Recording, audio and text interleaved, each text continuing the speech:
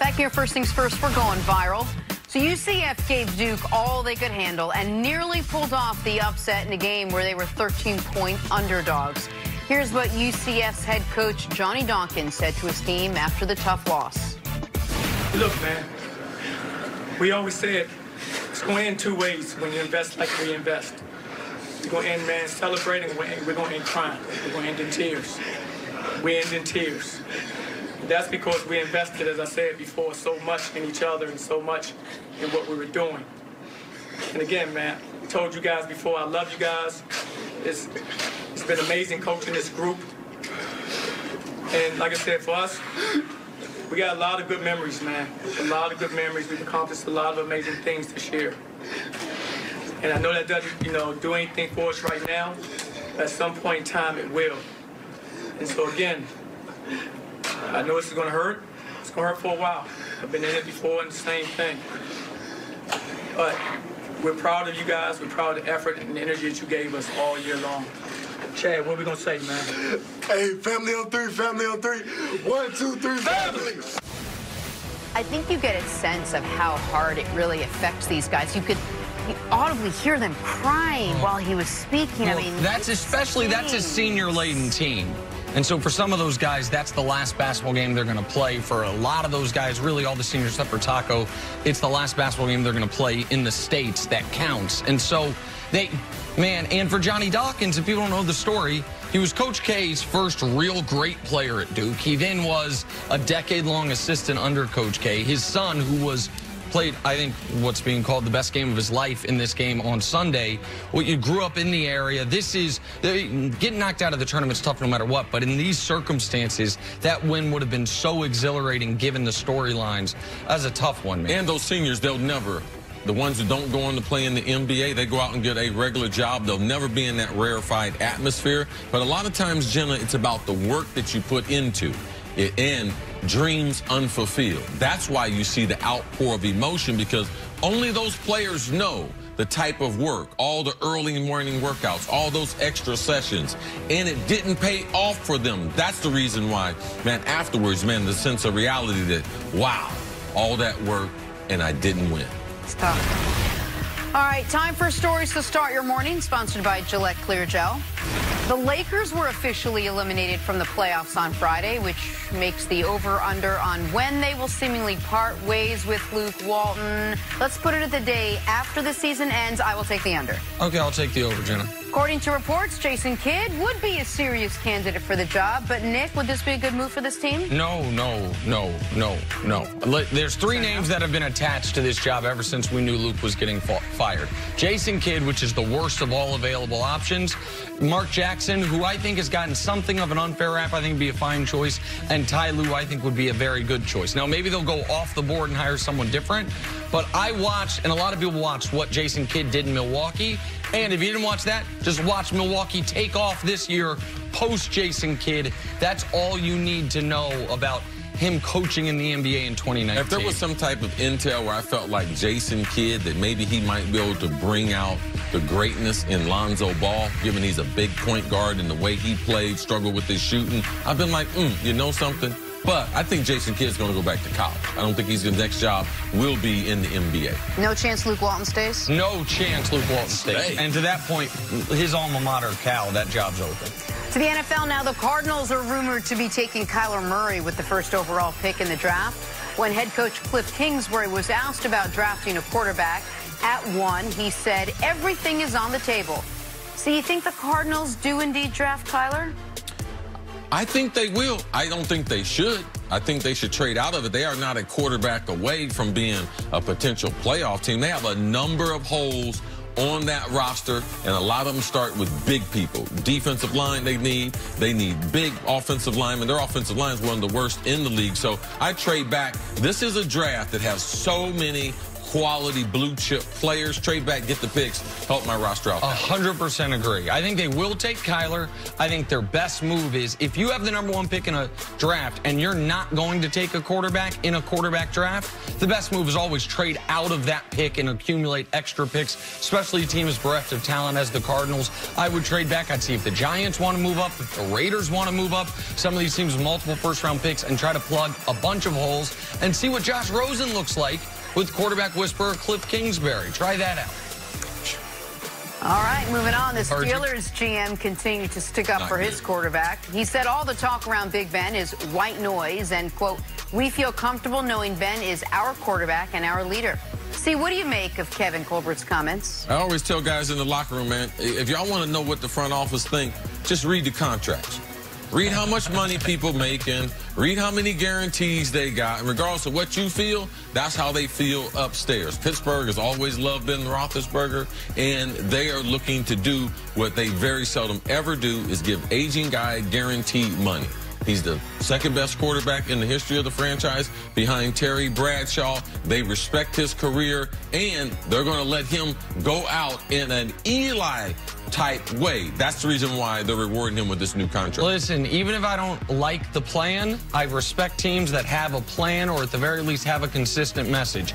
Everything they've said this offseason has been in support of Ben Roethlisberger, has been talking about Ben Roethlisberger as a leader, that they are happy with his leadership. Now, I might quibble with that or outright disagree with it, but they've been consistent on this point, and they'll be even more consistent here in a few weeks when they give him his next big contract to make him a lifelong Steeler, a contract that'll take him through his age 40 season, most likely. All right, finally, Rob Gronkowski called it quits after 9 seasons, racked up 3 titles, one of the best careers ever for a tight end. Tom Brady took to Instagram to discuss his longtime teammate, commenting, love you, man, the GOAT. Couldn't be a better person or teammate. See, where does Gronk's retirement leave the Patriots offense now? Well, this is how they'll do it. There's no way there's a kid in college football that can replace his overall skill set. So typically what they do in a situation like this, they'll throw bodies at it. It'll be a number of players to replace him. It'll be 2 or 3 players. They might not have a guy that can be the dual threat, can be an end-of-the-line dominant blocker like him.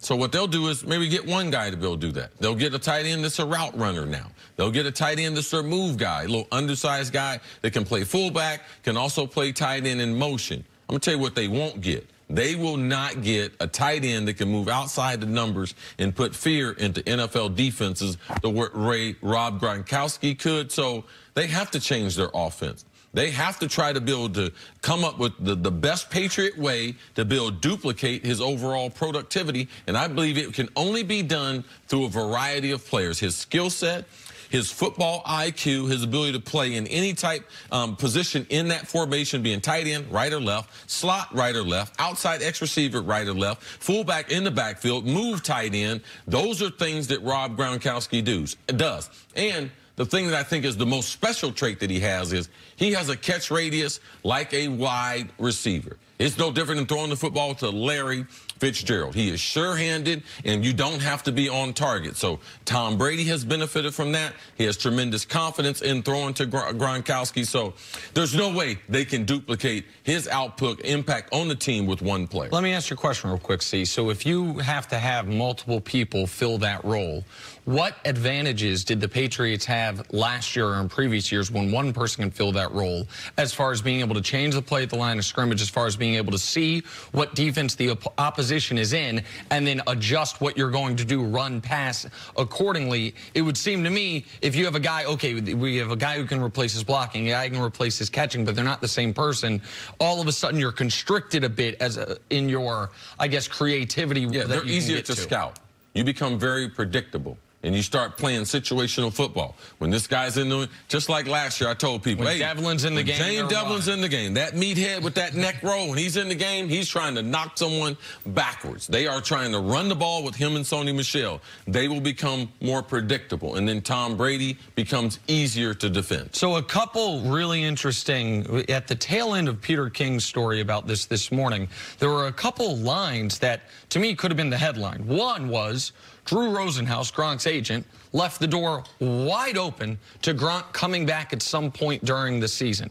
When you have had one foot in retirement seemingly for a couple of years, and you announce your retirement not super early in the offseason, but before the draft, relatively early in the offseason. I know the Patriots would have liked, and they wrote about this in the article, if he'd announced it a week ago or 2 weeks ago before free agency.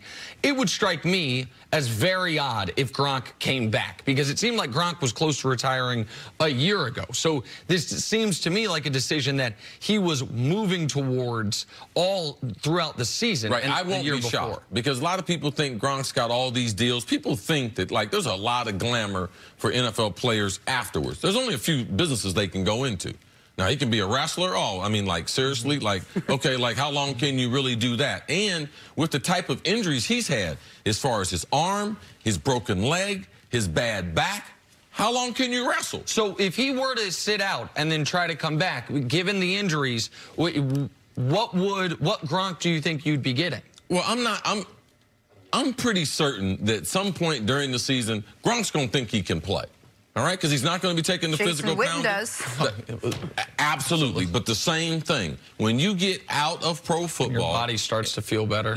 You think your body is feeling better, but you don't have to have the type of, you don't have to do the same type of, the pressure on your joints. You don't have to, your body, you don't have to go through all the type of training, the strict eating and all those things. So I wouldn't be surprised if Gronk feels like that he could come back. But the New England Patriots, the reason why he retired now is because they put a mandate on it.